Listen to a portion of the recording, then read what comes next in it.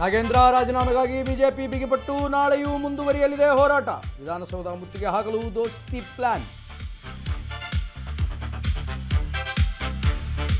ನಾಗೇಂದ್ರ ಪರ ಸಿಎಂ ನಿಂತಿದ್ದಾರೆ. ಸುಪ್ರೀಂ ಆದೇಶದ ಗುಣ ಕ್ಯಾಬಿನೆಟ್ಗೆ ಇಲ್ಲ. ಸಂವಿಧಾನದ ಉಳಿವಿಗಾಗಿ ಹೋರಾಟ ಅಂದ್ರು ಅಶೋಕ್. ಕೆಪಿಎಸ್ಸಿ ಹಗರಣ ಖಂಡಿಸಿ ಸಿಡಿದದ್ದ ಎಬಿವಿಪಿ. ಆಗಸ್ಟ್ 25ರಂದು ಬೆಂಗಳೂರು ಚಲೋ ಗೆಕ್ಕರೆ. ಸಿಬಿಐ ತನಿಖೆಗೆ ವಹಿಸಬೇಕು ಅಂತ ಎಬಿವಿಪಿಯಿಂದ ಆಗ್ರಹ.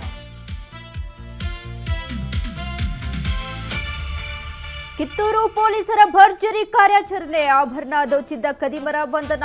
ಆರೋಪಿಗಳಿಂದ ಒಟ್ಟು 7 ಕೆಜಿ ಬೆಳ್ಳಿ ವಶ.